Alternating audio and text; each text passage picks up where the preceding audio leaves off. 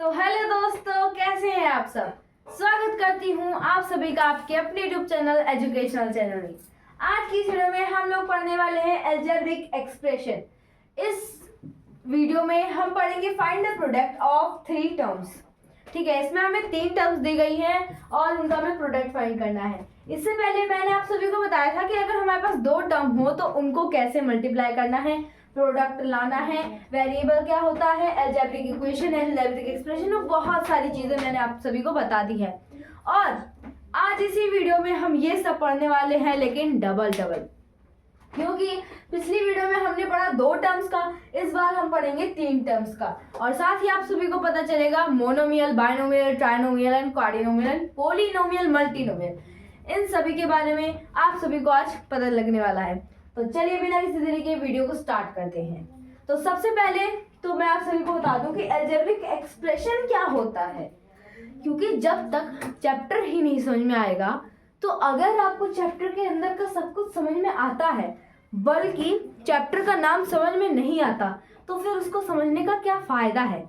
ठीक है, तो अलजेब्रिक एक्सप्रेशन क्या होता है, ये जो आपको एक टर्म दिख रही है पूरी, तीनों टर्म्स, ठीक है, 1 2 3 टर्म्स दिख रही है, ये है ट्राइनोमियल। ट्राइनोमियल इसके नाम से ही पता चल रहा है कि 3 terms, trinomial, try 3। Binomial, monomial, ये सब क्या होता है। मोनोमियल होता है जिसमें केवल एक टर्म हो।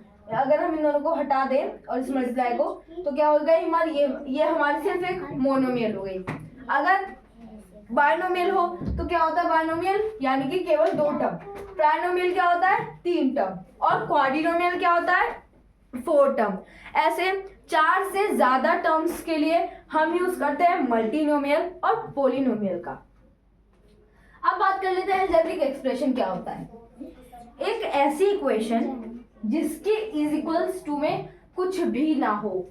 जैसे अगर अभी तो ये अलजेब्रिक एक्सप्रेशन है क्योंकि इसमें कोई इक्वल टू का साइन नहीं है, लेकिन वहीं अगर मैं इक्वल टू में 0 रख दूं या फिर यहाँ पर मान लिया कि मैंने यहाँ पर 2 रख दिया, तो ये क्या बन गई अब अलजेब्रिक इक्वेशन। वेरिएबल आप सभी को पता ही है कि ऐसा नंबर जिसके साथ अल्फाबेट्स भी आते हो वो हो गया हमारा क्या, वेरिएबल। और कांस्टेंट क्या हो गया हमारा, कांस्टेंट एक कोई पर्टिकुलर नंबर, फिक्स्ड वैल्यू। अब करते हैं इस क्वेश्चन को। ठीक है, ये इज इक्वल्स टू में 2 पहले क्वेश्चन में नहीं था। अब इसको कैसे करेंगे, -7/5 मल्टीप्लाई, इसमें में एक कांस्टेंट टर्म है, फिर variable, constant term, variable, constant term, variable. ठीक है, अब क्या करेंगे, ब्रैकेट को ओपन कर लेंगे। ब्रैकेट को ओपन करने के बाद हमें क्या करना है, ये तीनों कांस्टेंट टर्म को एक साथ और इन तीनों वेरिएबल्स को एक साथ रख लेना है। ठीक है, सबसे पहले तो हम ये कर लेते हैं -7/5, फिर उसके बाद मल्टीप्लाई का 3/2 और उसके बाद मल्टीप्लाई में -6/5 मल्टीप्लाई में अब ये सारे क्या, वेरिएबल्स। आप सभी तो ने ये पढ़ा ही होगा कि अगर कोई एक वैल्यू होती है, वही सेम वैल्यू की 3-4 पावर होती हैं और वो दोनों मल्टीप्लाई में होते हैं। जैसे मैंने आप सभी को शायद चैप्टर में, किसी चैप्टर में पढ़ाया था, रेशनल नंबर था कि पता नहीं कौन सा चैप्टर था ना, तो उसमें मैंने आप सभी को पढ़ाया था कि एक क्वेश्चन आया था हमारे 16 ऐसे कुछ करके, उसमें ये इस तरीके से कुछ था, n+2 और इज इक्वल्स टू में शायद कुछ था। तो अगर 2 नंबर 2 सेम बेस, हाँ एक्सपोनेंट चैप्टर में मैंने आप सभी को बताया था ये वाला क्वेश्चन, 2 बेस मल्टीप्लाई में हो और दोनों सेम हो, अगर पावर अलग हो तो उनकी पावर प्लस हो जाती है, यानी कि इस वाले बेस से ये वाला बेस कट जाएगा। या फिर आप ये दोनों बेस तो नहीं कटेंगे, ये है कि ये दोनों बेस सेम है तो इन दोनों में से हम एक को ले लेंगे, पावर दोनों को ले लेंगे। ठीक है, अब यही काम अब हमें यहाँ पर करना है। x है, ठीक है, हमने x को लिया, 2 पावर इसकी 2 प्लस इसमें इसकी कितनी पावर है, इसकी पावर है 1, पावर हो गई 1 प्लस यहाँ पर इसकी पावर कितनी है 3 मल्टीप्लाई, अब y की देखते हैं, यहाँ पर इसकी पावर कितनी है 1, यहाँ पर इसकी पावर 1 है, तो y की पावर 1, और उसके बाद यहाँ पर y की पावर कितनी है 2 प्लस 2, यहाँ पर y की पावर कितनी है 3 प्लस 3।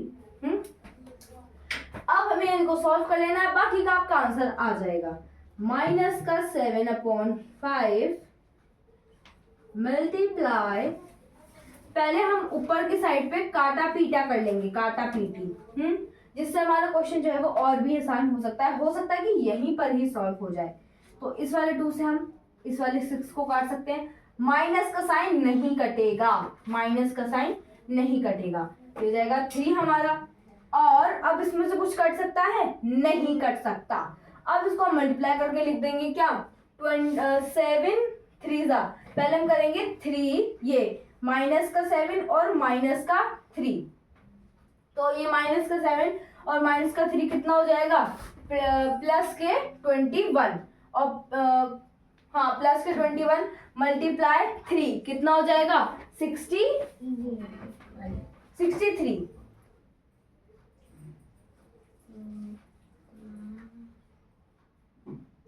प्लस का 63 है ना, क्या करा, सॉरी माइनस का 7 है, तो 21 की अगर हम मल्टीप्लाई करते हैं 3 टाइम्स, है ना, तो क्या आ जाएगा हमारा 63 आ गया। माइनस का आएगा प्लस का आएगा, माइनस माइनस प्लस हो रहा है, तो प्लस और प्लस प्लस प्लस ही होता है। अपॉन में 5 5 जा 25, ठीक है।